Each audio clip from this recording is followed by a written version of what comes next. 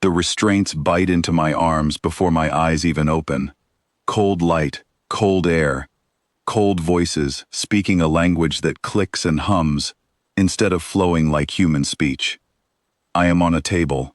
My chest is open, wires spilling out like broken ribs, and 3 alien medical officers stand over me, discussing numbers. Not my name, numbers. 17% function remaining, one of them says. Repair cost exceeds value threshold. Recommend immediate termination. Termination. That word lands harder than any blast ever did. I try to speak, but my voice comes out as static, a broken signal from a broken body. The tallest officer, a Visari named Threll, looks down at me the way you might look at a machine that stopped working. No anger, no pity, just calculation. You fought well, Unit Vance, he says. But the Coalition cannot spend resources on what cannot be restored to function. This is not cruelty. This is efficiency. I want to tell him I am not a unit. I want to tell him I have a name, a history, a reason I threw myself between a collapsing bridge and a convoy of frightened people 3 months ago. But my throat only makes noise, not words, and the drones above me begin to hum louder, charging for what they call the final procedure. I remember the bridge. I remember the fire spreading across the transport vehicles, the screaming metal, the human soldiers shouting orders into comms that were already dying. I remember diving into the wreckage because my scanners picked up a heartbeat too small, too fast, too frightened to belong to a soldier. A little girl, curled under a collapsed support beam, dust in her hair, blood on her cheek, and she was not crying.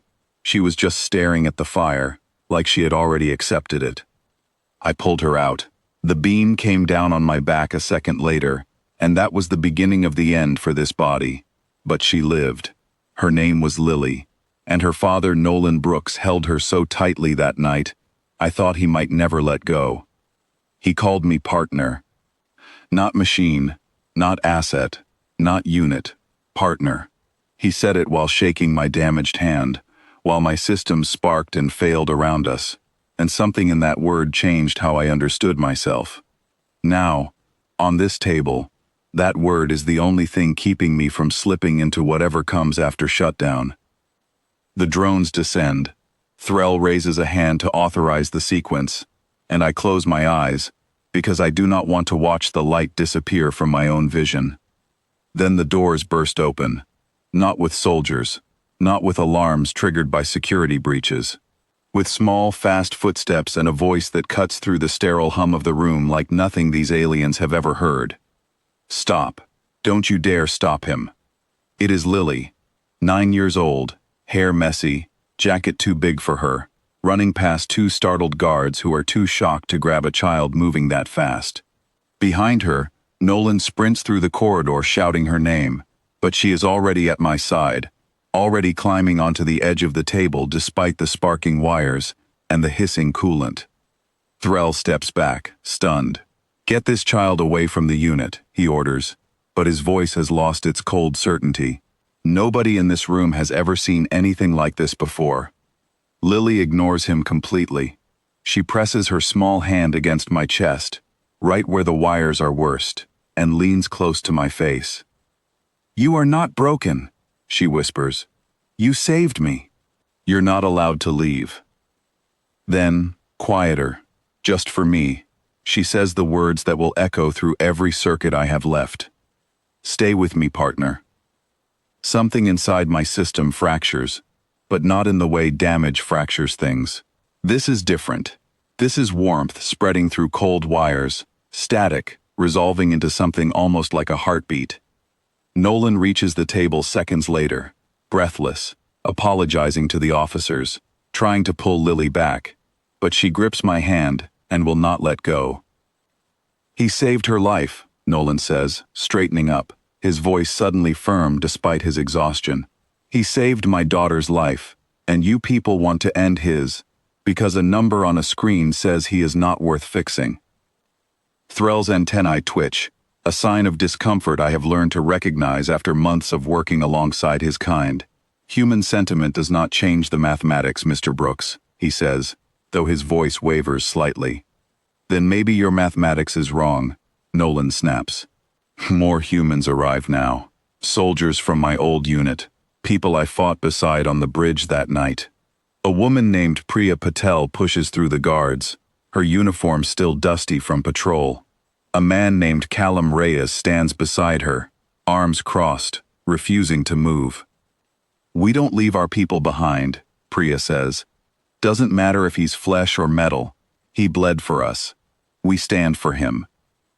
Threll looks around the room, surrounded now by humans who refuse to step aside, and one small child who has not released my hand since she arrived. For the first time since I have known him, he looks uncertain. Dr. Yusa, the alien medic who first read my numbers aloud, steps closer and studies the scene with something that might be curiosity. In 300 cycles of service, she says quietly, I have never seen a species argue this hard for a machine. He is not a machine to us, Lily says, still holding my hand, her voice steady despite her small frame. He is family. The word lands in the room like a small explosion, quiet, but powerful enough to shift something in the air. Threll steps back from the table, studying me with new eyes, as if seeing the situation for the first time. Explain this concept, he says slowly. Family, by definition, requires shared origin. This unit shares no origin with your species.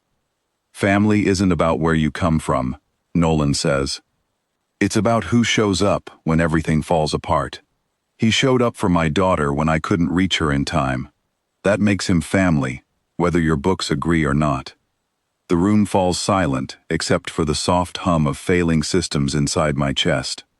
I feel my strength slipping, my vision flickering, but I hold on to one thing steady in this storm, the warmth of a small human hand refusing to let go. Threll turns to Dr. Yusa.